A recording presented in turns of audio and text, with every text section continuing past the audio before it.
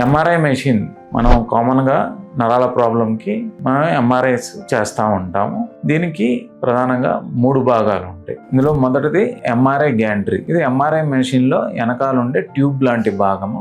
ఇది స్కాన్ చేయడానికి మనకు ఉపయోగపడే ప్రధానమైన భాగం. ఇందులో 4 భాగాలు ఉంటాయి.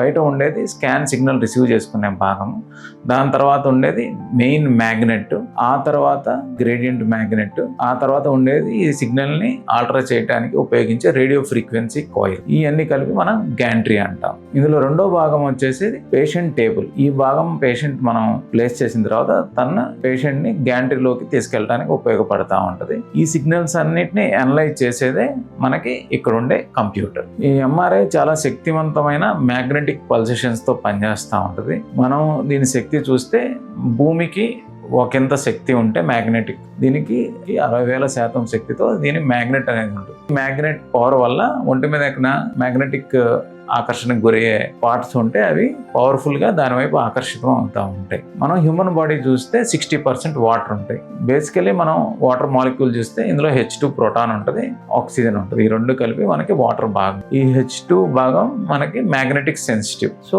జనరల్ గా మనం బాడీలో ఇవన్నీ ఫ్లో అవుతున్నప్పుడు ఒక్కో వైపు అలైన్ అయ్యి ఉండి ఎఫెక్టివ్గా దీని మ్యాగ్నెటిక్ ఫీల్డ్ 0 ఉంటుంది. ఎప్పుడైతే మనం ఎంఆర్ఐలో ఒక పేషెంట్ని మనం పెడతామో ఇవి మ్యాగ్నెటిక్ తరంగాల వల్ల ఒక లైన్లో ఇవి అరేంజ్ అయిపోతాయి. అప్పుడు వీళ్ళు రేడియో ఫ్రీక్వెన్సీ పల్స్ ద్వారా ఒక చిన్న మ్యాగ్నెటిక్ పల్స్ పంపిస్తారు. ఇది ఒక్కొక్క టిష్యూ, అంటే ఎక్కువగా వాటర్ ఉన్న టిష్యూ ఒక రకంగా, తక్కువగా వాటర్ ఉన్న టిష్యూ ఒక రకంగా ఎగ్జైట్ అవుతాయి. ఈ radio frequency pulse 1 second 2 seconds పనిచేశాక దాన్ని విత్డ్రా చేస్తారు. సో అవి మళ్ళీ బేస్ లైన్కి వస్తాయి. బేస్ లైన్కి వచ్చేటప్పుడు అది ఎమిట్ చేసే తరంగాల ద్వారా ఆ స్కాన్ అనలైజ్ చేసి మన వెనకాల ఉన్న కంప్యూటర్కి ఆ సిగ్నల్ పంపిస్తాం. సో ఈ వాటర్ మాలిక్యూల్ యొక్క డెన్సిటీ బట్టి వాటి సిగ్నల్ మనం ఇమేజింగ్లో చూస్తూ ఉంటాం. ఈ ఎంఆర్ఐ మనకి మెదడు భాగంలో పక్షవాతానికి, ట్యూమర్స్కి, ఏదైనా సాఫ్ట్ టిష్యూ యొక్క అబ్నార్మాలిటీస్కి ఎక్కువగా మనకు ఉపయోగపడుతుంది. ఎంఆర్ఐ బ్రెయిన్కే కాదు,